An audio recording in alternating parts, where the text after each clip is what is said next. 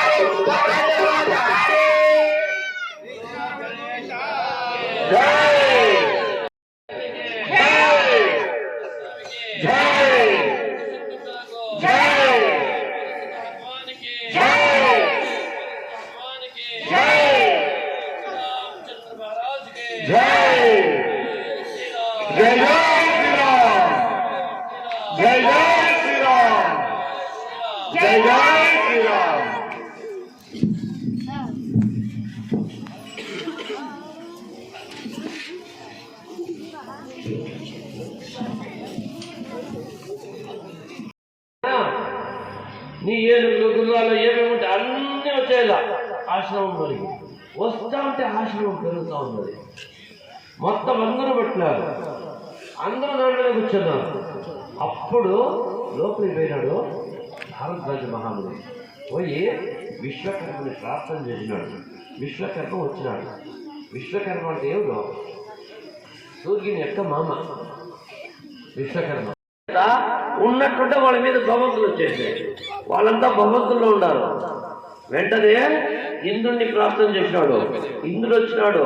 అయ్యా ఇంద్ర, అష్టదిక్పాలకుల్ని నీవు ఉంచుకొని వీళ్ళకి ఏమేమి సౌకర్యాలు కావాలో, ఏమేమి కావాలో, ఏమేమి తినాలో, ఎవరికి ఏది ఆశయం ఉందో అవన్నీ కావాలా. నీ ఇంద్రలోకంలో ఉన్నటువంటి ఫల పుష్పాలకు వచ్చినటువంటి అన్ని వృక్షాలు ఇక్కడికి రావాలా అని కోరినాడు. వెంటనే అన్ని వచ్చేసినాయి. రకరకాల పండ్లు, రకరకాల పూలు, మంచి సుగంధము, చక్కగా ఉన్నారు. ఆ రంభ, ఊర్వశి, మేనక, గంధర్వులు ఎంతో మందిని పిలిపించినాడు మహానుభావుడు. అందరూ వచ్చినారు. వాళ్ళే లక్షల కొద్ది మంది వచ్చింటే వీళ్ళు కోట్ల కొద్ది మంది ఉన్నారు. వీళ్ళు వచ్చినటువంటి ఋషులు, మునులు, దేవతలు అందరూ. ఆ వచ్చినటువంటి సైనికుడు వీడు చిన్నవాడ, వీడు పెద్దవాడ అనే తేడా లేకుండా అందరూ సేవించినారు. అనేక రకాలైనటువంటి భోజనాలు వచ్చినాయి. ఏమి తింటా ఉన్నారప్పా? ఆ తింటా ఉంటే ఒక్కొక్కటి అంత బాగుంది. మాంసము కూడా ఉంది, దాంట్లో కళ్ళు సారాయి కూడా ఉంది. అందరూ హాయిగా తింటా ఉన్నారు. చూస్తా ఉన్నాడు భరతుడు. ఎవరెవరు రాము తలుచుకుంటారా అలానే వశిష్ఠ మహర్షి జాబాలి వాళ్ళ మాత్రం ఒక దగ్గర కూర్చొని ధ్యానంలో కూర్చున్నారు. భరతుడు శత్రుఘ్నుడు ఉంటే సినిమా చూసినట్లు చూస్తూ ఉన్నారు అందరూ. ఆయన పిలిచినాడు భారద్వాజుడు, రావయ్య భర్త శత్రుఘ్నుడు లోపలికి పోదాం అని. లోపలికి పోతే మంచి సభామంటపం ఉంది, సింహాసనం ఉంది. అది చూస్తాడు. ఈయన రాజు అనే మనసులో ఉంటే ఎడమే కూర్చుంటాడు, పోయి సింహాసనం మీదే కూర్చుంటాడు. వశిష్ఠ మహర్షి అందరూ వచ్చి కూర్చున్నారు. వాళ్ళ కింద దిగున్నటువంటి ఆ ఆసనాల మీద. పైన సింహాసనం ఉంది, కూర్చోపోవయ్యా భరత అని చెప్పి ఆ భారద్వాజుడు అటువైపుగా చూస్తున్నాడు. కానీ చూస్తాను ఎక్కడ కూర్చుంటాడు అని. ఈయన మెట్టి దక్కిపోయినాడు భరతుడు. అంటే ఇంకేం సింహాసనం మీద కూర్చుంటాడేమో అనుకున్నాడు. ఆయన సింహాసనానికి నమస్కారం చేసి ఆయన అట్లా మనం గుడి ఎంత ప్రదక్షిణ చేస్తాం అట్లా తిరిగి వచ్చి మన ఇంకో కింద ఉండేటువంటి వశిష్ఠుడు వాళ్ళంతా కూర్చుంటా అక్కడ కూర్చున్నాడు అనమాట. భారద్వాజ మహర్షికి పరమ సంతోషం అయిపోయింది. ఏమైనా కూర్చోలేదని అడిగినాడు. అయ్యా ఇది సింహాసనం అయ్యా, కూర్చుంటే మాన్నే కూర్చోవాలా, రామచంద్రులే కూర్చోవాలా, నాకేమిటికయ్యా సింహాసనము, నేను రాజు కాదయ్యా అని చెప్పినాడు. పరమ ఆనందపడిపోయినాడు.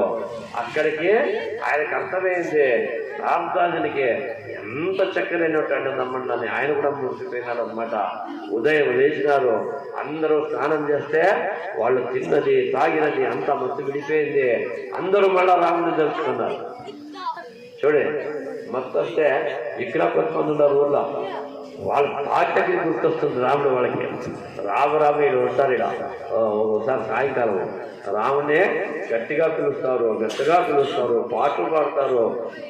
ఏమేమో వాళ్ళకి సందేహాలు వస్తాయి రామాయణం మీద. అట్లన్నా రాముని తలుచుకుంటారు, సంతోషపడాలి. ఎట్లో గట్ట రాముడిని తలుచుకోవాలంతే.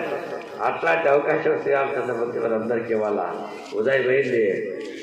అప్పుడు భరతుడికి చెప్పినాడు భారద్వాజ మహర్షి, అయ్యా తమ్ముడంటే నీలా ఉండాలయ్యా, అన్నంటే ఎట్లుండాలా, రాములాకి ఎట్లుండాలయ్యా. ఎంత మంచి హృదయం అయ్యా, ఎంత చక్కగా ఉన్నారయ్యా, మన భారత భూమి ధన్యమయ్యా మీతో అని చెప్పినాడు. మీరు ఇట్లా బయలుదేరండి, ఉన్నాడు, ప్రశాంతంగా ఉన్నాడు. రాముల వారు చిత్తకూట పర్వతం చేరుకోండి అని చెప్పినాడు. ఈ మన భరతుడు, శత్రుఘ్నుడు వశిష్ఠ మహర్షిని ముందు ఉంచుకొని అక్కడి నుంచి వాళ్ళు కూడా ఆ చిత్తకూట పర్వతం వైపుకి నడిచినారన్నమాట. మరి అక్కడేం జరుగుతున్నటువంటి దాన్ని అందరం వచ్చే వరకు తెలుసుకుందాం. ఈ ఆదివారం